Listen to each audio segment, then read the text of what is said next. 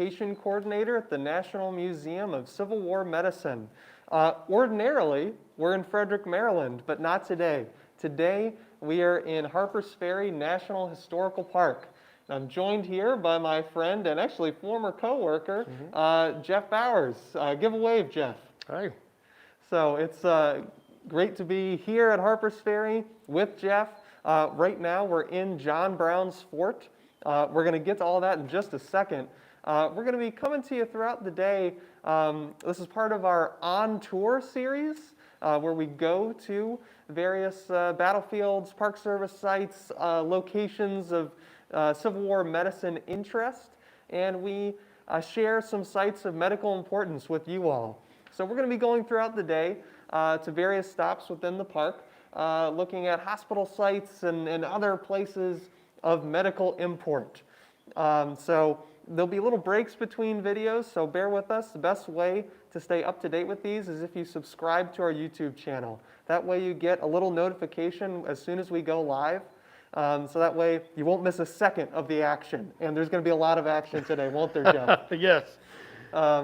So make sure you subscribe to the YouTube channel. Make sure you like all our videos. Lets us know that you enjoy this type of programming. And if you have any questions throughout the day for either Jeff or I, go ahead and type them in the comments. And our producer here, Jake, who's behind the camera, there you see his hand there. He'll read your questions to us, and we'll get to them. So we want to hear from you, and let us know where you're watching from, and all that good stuff. So again, if you like these videos, like them, subscribe to our YouTube channel, and if you want to go that extra mile, become a member of the National Museum of Civil War Medicine. Memberships are as low as $25 a year. It's about $2 a month. So it's a great deal, gets you free admission to the museum. We're open for walk-ins Friday through Sunday. And it supports programming like this. So with all that said, let's get to where we are. We're here in John Brown's fort, the culmination of John Brown's raid, which Jeff will speak about in just a minute. John Brown is sort of a seminal figure in American history. He sort of predates the Civil War a little bit, but depending on who you ask, you could argue that this is sort of really where the Civil War begins. Jeff, can you maybe give a little background for those that don't know too much about John Brown? Who was this man? Well, John Brown was a 59-year-old radical abolitionist. He was from Connecticut, and he had traveled all around the United States. He'd lived in a lot of different locations. About 40 years as an abolitionist, where he had actually stepped out and tried to actively free people and tried to get them into the North into safety. Of course, as he grew older, his actions grew more intense and in some cases violent, and he had a hardening resolve, I guess you might say, to end the institution of slavery. So Brown, people don't know how to feel about him, and there's a lot out there on him, but he's a very, very active fellow. At the point that he comes to Harpers Ferry, he's already wanted for his actions in Kansas. He's been involved in the murder of 5 people out there. He's led militias and conducted military operations. And so he's got a long history behind him. He had a large family, and he basically brought some of his sons. He had basically a force of 21 here at Harpers Ferry when he came here in 1859. The big key here, the big key thing here is this is one of the largest establishments of the U.S. government in 1859 for manufacturing weapons. So he brought his force in here, and right behind where we are today, this is not the original location of John Brown's fort. Yeah, for a building, this building this moves building around has an awful been moved lot. quite a bit, was the U.S. Arsenal site, and that had 100,000 weapons in it, and that is the largest stockpile of weapons in the southern half of the United States. And so for Brown, he's started out, he's been told that slavery is wrong in church, and he's gone to various associations Slavery is wrong, slavery is this, slavery is that. As a young teenager, he witnesses the beating of a slave by a white owner, and basically he's shown some of the evils and some of the bad things about slavery at an early age.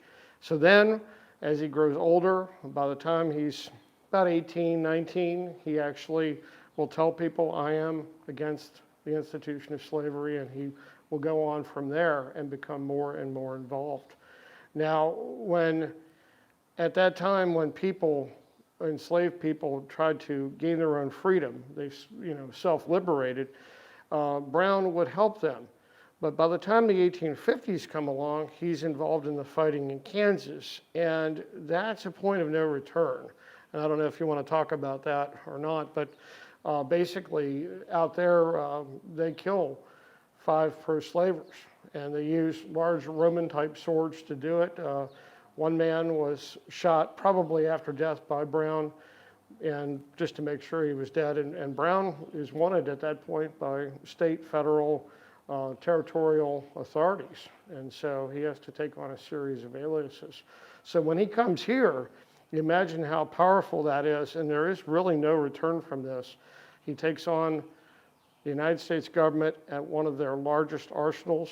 There are 2 factories to make weapons here, hundreds of workers, 100,000 weapons in storage, but no United States Army garrison in 1859.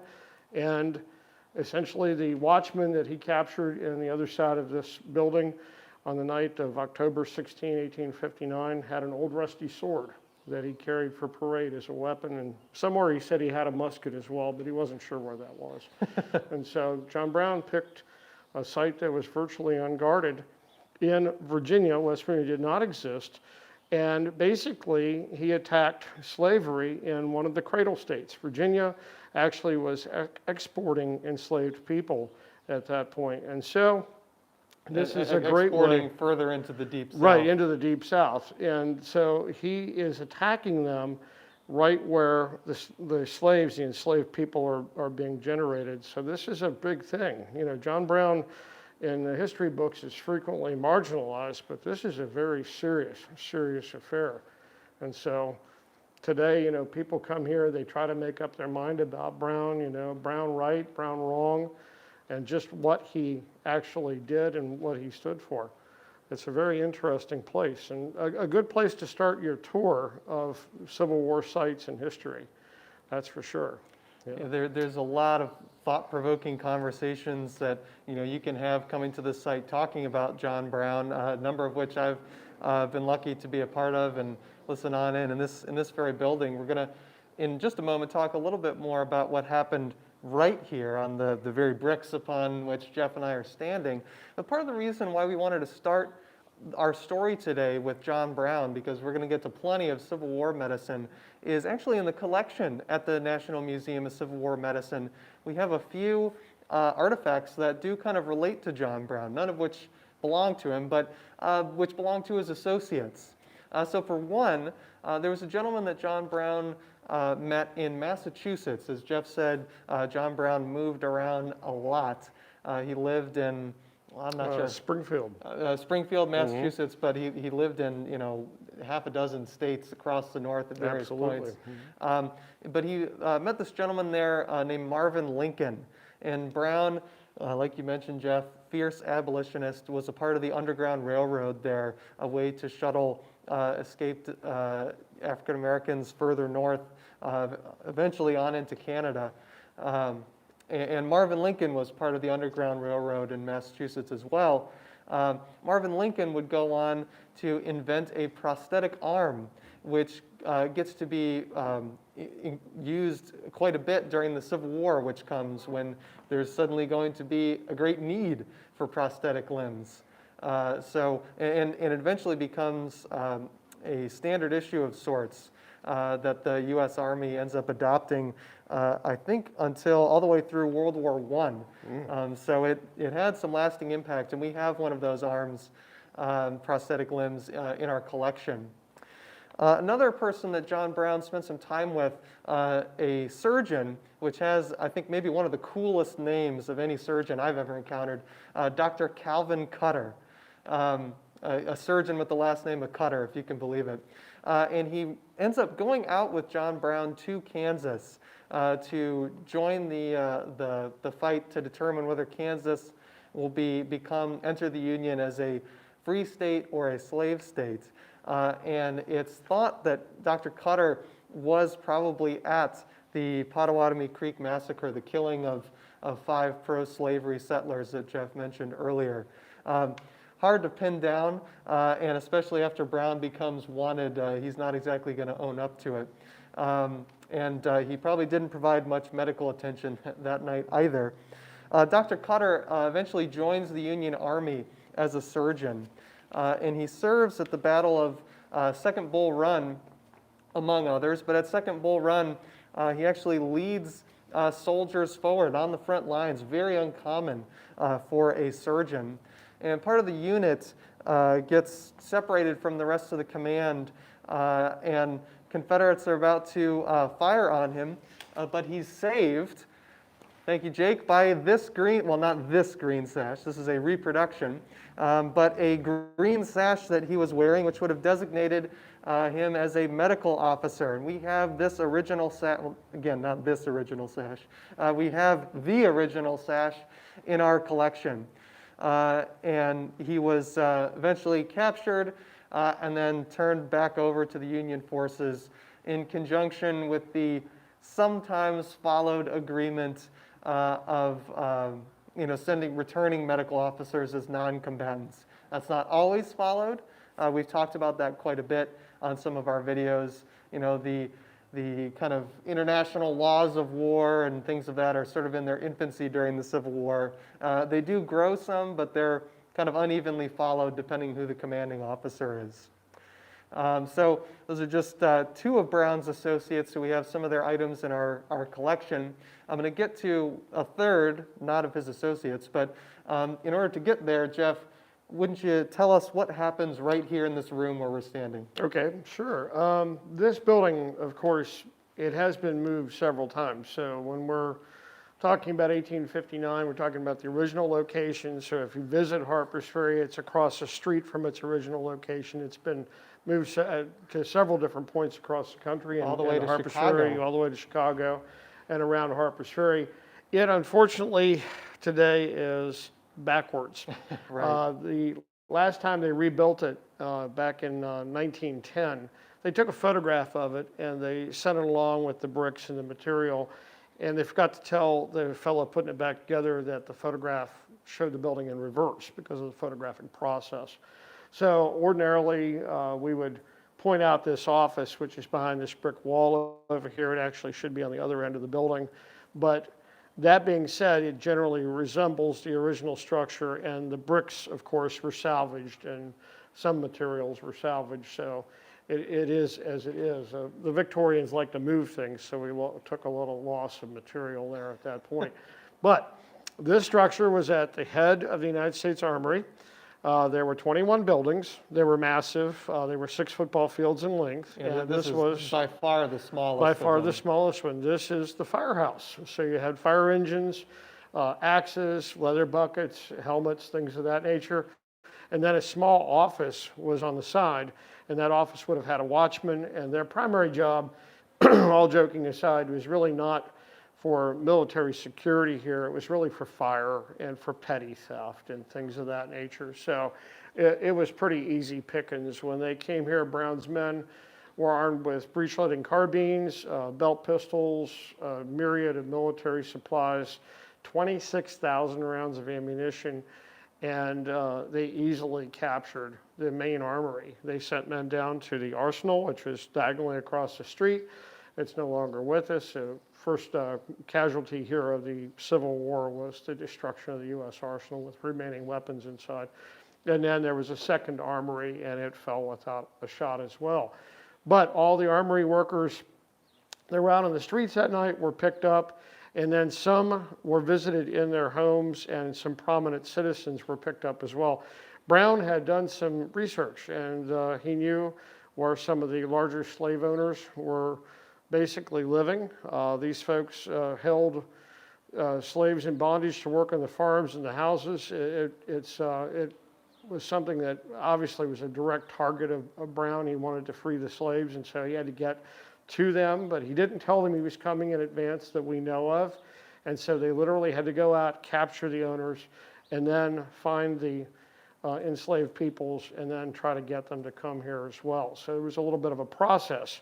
Meanwhile, his men secured weapons and supplies around town. They had access to the 100,000 firearms. John Brown actually also brought 950 pikes to give slaves, and that was a big deal too. The enslaved peoples were not supposed to be able to know how to use firearms, and so he ended up finding another weapon, a weapon that didn't take any gunpowder, didn't take a lot of training, and it was easy to transport. He brought a pike, and basically a wooden pole with a knife blade on the end, and essentially those were there that he could hand out as well.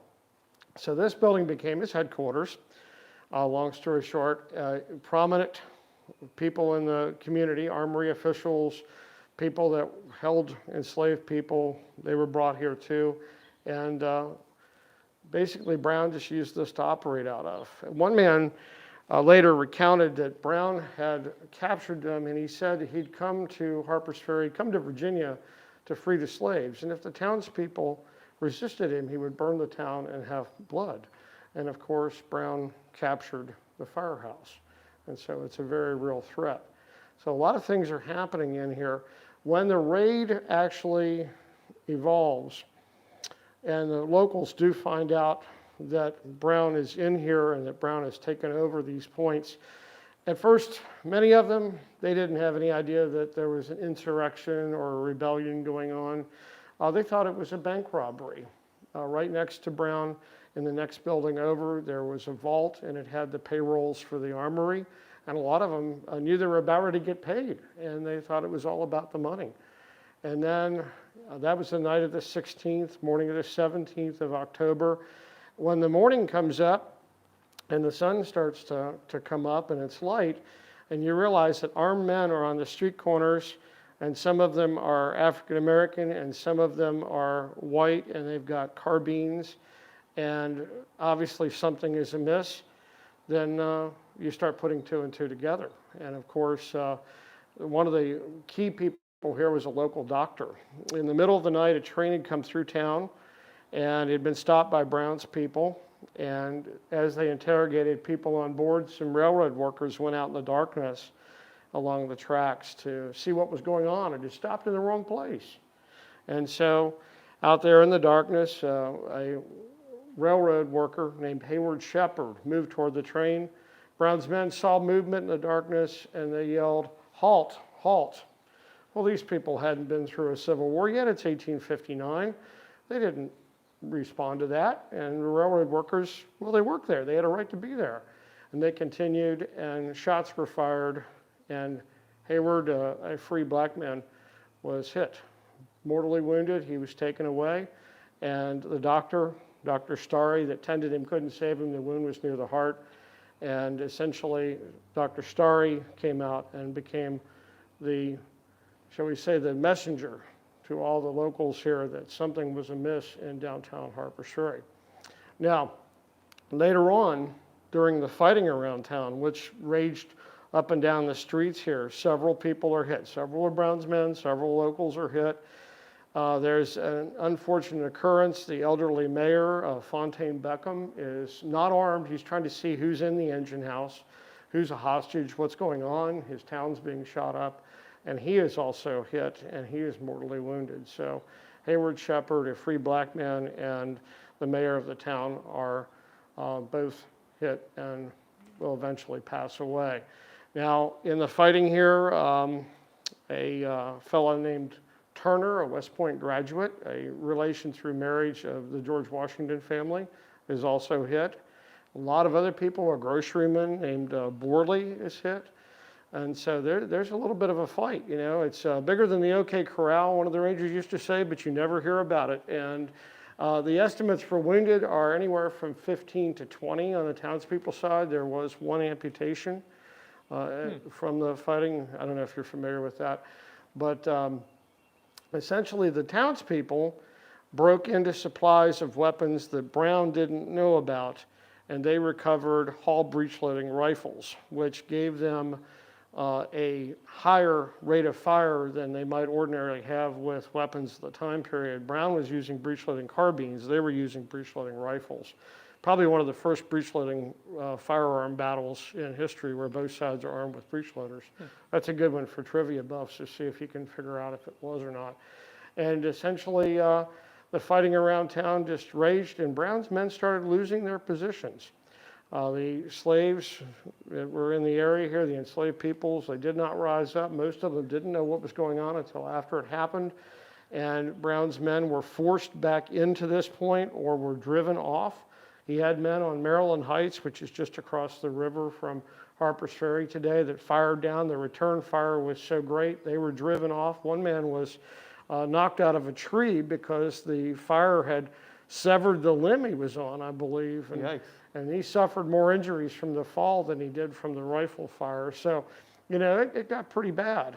And Brown's men, as they're forced into this building, have no recourse. They're slowly dwindling away in number, and the locals break in the windows, and they're actually able to haul some of the prisoners away. Some are kept in the watchman's area, and they get away, and Brown's ending up with about a dozen hostages, key armory officials, and people that held enslaved peoples. So it gets kind of tricky here, but it's not very well organized. There are militias coming in, local towns, Harpers Ferry. From Frederick. Yeah, Frederick. Where the museum is. Yeah, there's a great story. I tell it about the militia over there. A German enlistment was allowed for some of the militia and some of the different things, and they didn't know English. And one man wrote about it. He said, "We were so confused. We'd been told to join something to be part of the community." And he played a horn, so he got a horn and he joined the band. And he noticed some joined the militia and some joined the fire department. And he said the symbol was the same for all. You rang the bells. And so people showed up at Frederick to come to Harpers Ferry. But they were carrying band instruments. They were carrying fire buckets. They were carrying militia guns. And he said it was very confusing until they got through the language barrier. But even Baltimore militia was sent. Baltimore militia, Charlestown, Shepherdstown, and Winchester, Virginia. A few men rode in from the area around Hagerstown and also Leesburg, Virginia as well. And so it got pretty big. And eventually the Marines arrived. And eventually the situation changes. With all that confusion, there's multiple units coming in. The train had been allowed to leave after the shooting of Hayward Shepherd, and it went to a working telegraph station at Monocacy Junction. It sent a message to the B&O Railroad president, President Garrett. President Garrett is one of the few people that can wake the President of the United States up and not get in big trouble for doing it. You know, he's a serious fellow. And he basically tells them that there's a problem at Harpers Ferry. The armories have fallen, and a railroader has been shot, and a train, of course, has been interrupted.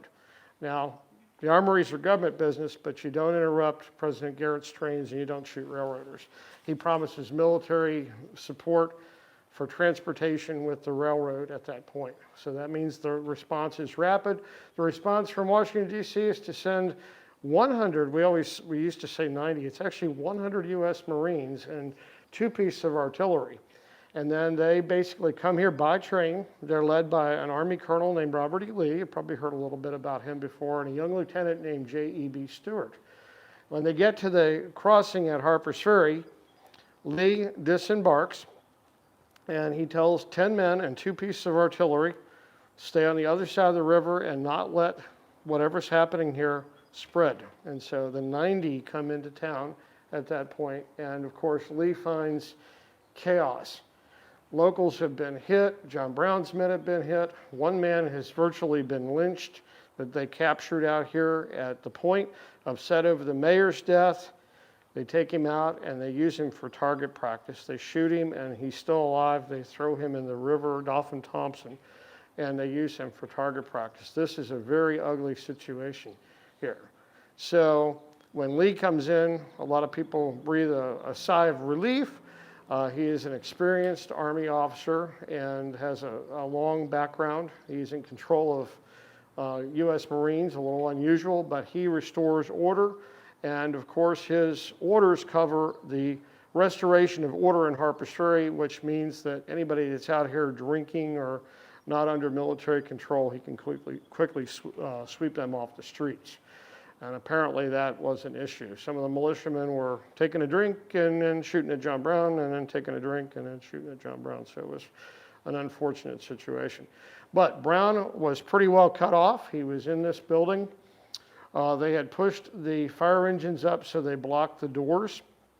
And of course, Brown was whittled away. He lost one son by the door over here. He had been hit and, as far as I know, received no medical attention of any mention. And he died in the night. And Brown was only assisted by a few slaves, which those folks were terrified, and everybody else was too. They'd been taken out in the night, and then Brown told them to knock holes in the walls, which they did. They made loopholes, but they had been given pikes. And so they were pretty much caught in the middle of all this. We don't have any accounts of how they felt about what was going on here, but apparently it was pretty terrifying for everybody that was involved.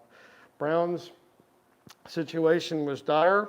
They tried to have a flag of truce, and essentially the flags were fired upon. And so the militia were not in a talking mood. When the Marines get here, it's the late evening of the 17th, and Lee restores order, and then they give him a chance to surrender, but they wait.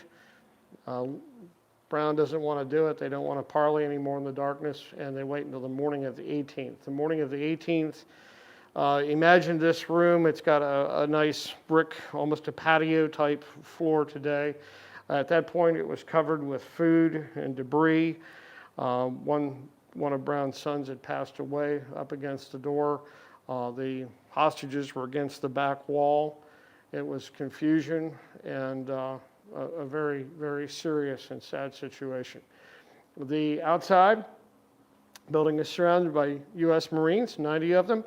Nearby are literally companies of Virginia and Maryland militia from all sides.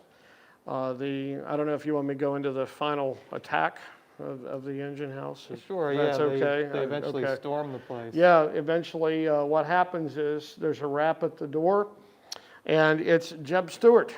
Jeb Stuart is in the cavalry, and he is probably the only person in Harpers Ferry that knows who John Brown is as far as what he looks like. When Brown opens the door, Stuart had been looking for him in Kansas and finds him in Harpers Ferry, Virginia, and he delivers an ultimatum by Robert E. Lee to Brown, and it tells him, lay down your weapons, send out your hostages, you'll be held for a fair trial. Obviously, Brown had noticed what had happened to one of his raiders out here and some of the others. Obviously, the firing on the flag of truce had left a bad taste in everybody's mouth on that. And so this was a good offer, but Brown, he didn't take it. He said he wanted to go into Maryland, take the few people that he'd freed and some of his men and go into Maryland, maybe with some hostages. And of course, Stuart couldn't do that. And so at the end, Brown shuts the door. He ropes it, which is very interesting. That means it has a spongy effect. If you strike it, it'll move back and forth, but it will not break in. So he's a tough fellow to barricade. He shuts the door, and the last thing he says as a free man, he turns to his remaining raiders and says, sell your lives dearly. And that's pretty much about it. Jeb Stuart's not a great negotiator anyway. He's pretty heavy-hitting kind of fellow. He steps back from the engine house. He waves his hat. Nearby, a storming party of U.S. Marines has been put together, and they've taken sledgehammers from the armory, big sledgehammers, and they rush forward. The men have fixed bayonets, so they're basically, well armed for assault. They slam into the doors, they start to hammer away, and the Marine Lieutenant, Lieutenant Israel Green, he discovers rather quickly that he wasn't having a good day. He couldn't get the doors open. The doors would go in and out, in and out. Blow after blow after blow would fall. And then he looked down, and there was a carpenter's ladder laying nearby, and it had been left there by a worker. And he told the men, pick it up, use it as a battering ram. And they start to smash away at the doors. This works, the doors crumble, twist, and the Marines come in. There's a cracking noise as firearms are discharged in the building. And imagine back then the old smoke. They didn't have smokeless powder, so it wouldn't take too many rounds to fill this room I would with imagine smoke. you probably couldn't see anything. Yeah, probably couldn't see anything. And Harpers Ferry was dreary anyway. And so as they come in, there's firing, and the first hit is a fellow named Luke Quinn. Another man, Rupert, is hit at the same time. Rupert's hit in the face, a ghastly wound, but survivable. Quinn is hit in the midsection, and he rolls back out. A Marine major who was there, who had joined the party not in uniform. He had a cane, he had a rattan cane. And he looked up at the major and he said, my God, Major, get me a priest. And Luke Quinn had 2 weeks left on his Marine Corps enlistment, and he died there on the steps. A Catholic priest came down from the church and gave him last rites. He is today considered by the United States Marine Corps to be their first casualty of the American Civil War. And that's October 18, 1859. So that's kind of a neat little piece of trivia too. Rupert survives his wound. Now, charged up with the mortal wounding of one of their men and the ghastly wounding of another, the Marines rush in, bayonet 2 of Brown's men to death against the back wall of the engine house. A terrible way to go. And in the smoke, a hostage rises up. He had one of the prominent owners of enslaved people here in the area, Colonel Washington, Lewis Washington, relative of George Washington. And he knew Lieutenant Green of the storming party. Green was told not to have a loaded weapon with him, so Green took a sword instead of a gun. And Washington came toward him, put his hand out, and touched him on the shoulder and said, hello, Green, there is Osawatomie. And that's John Brown, one of his many aliases or nicknames from the Kansas fighting. And he points Brown out. Brown rises up, brings a carbine to bear, a short breech-loading rifle, and he starts to put a round in and put a cap on to shoot Green. At this point, Green pushes him back. There's a struggle, realizing he's got a sword, Brown's got a gun.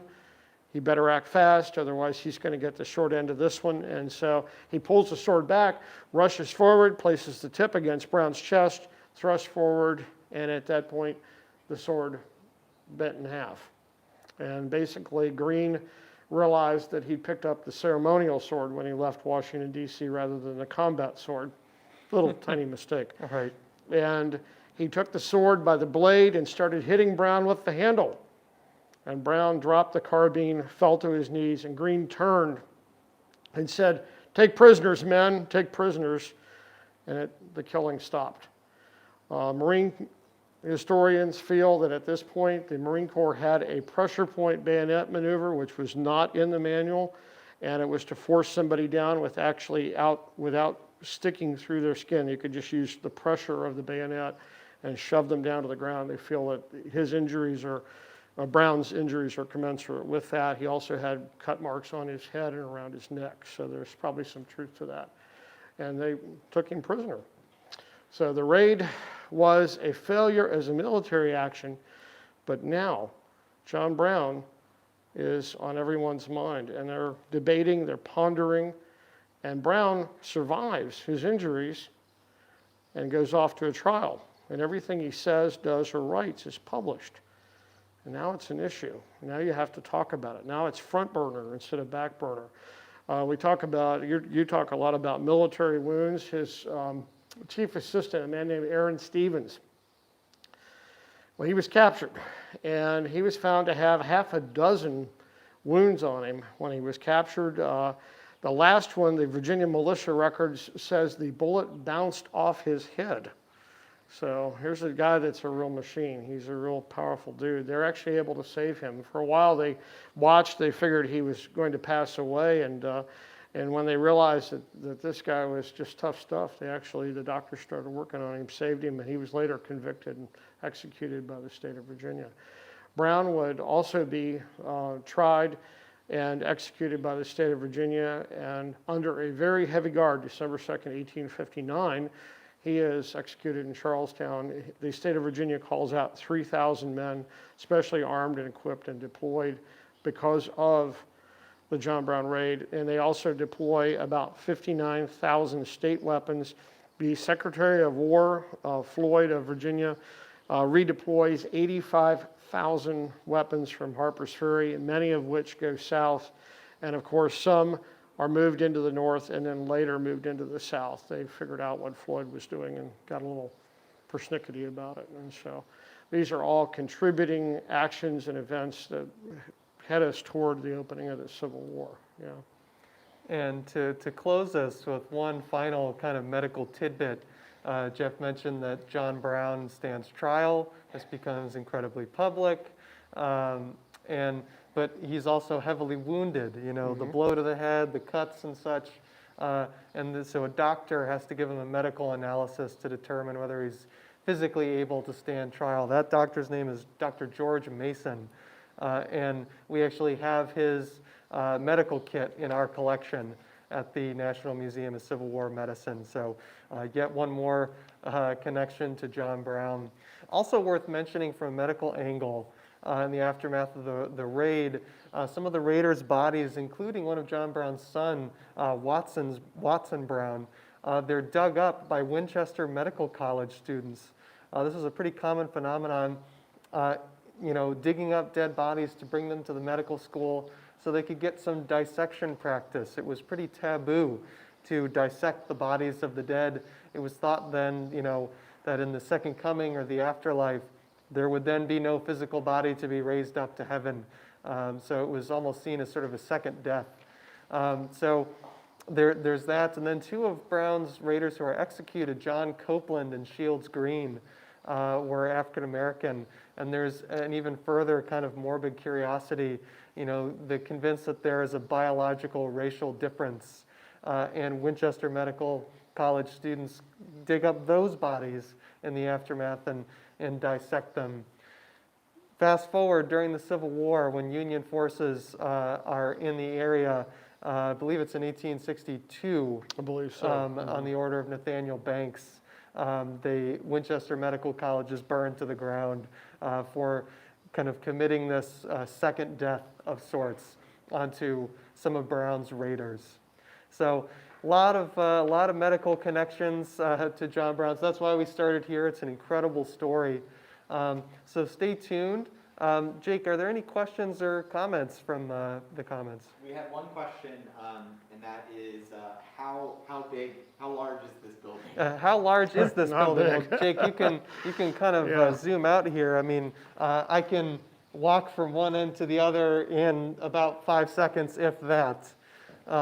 So I've just now gone from one end to the other. It's not a big place, and this was packed at the conclusion of the raid. There would not have been much room. I mean, you can imagine it. Hostages huddled in the corner. Some of Brown's raiders dead, including his son, dead on the floor. Marines pouring through the door. Close quarters The combat. confusion must have been incredible. Oh my Yeah. gosh, and the There gun was smoke. food all over the floor because Brown had ordered food for the hostages and everybody, but the people were convinced it was poison, and so they wouldn't eat it. So it just sat there. So it just contributed to general confusion and mayhem that was in there, just debris everywhere, It must have been amazing. So that is going to wrap us up for our first stop. We have more coming, so make sure you subscribe to the National Museum of Civil War Medicine YouTube channel, so you can be alerted when we go live again. So we're going to go offline for now, so we can move to our next spot. We'll be coming to you in 5-10 minutes or so. So stay tuned, and thank you so much for watching. See you in a bit.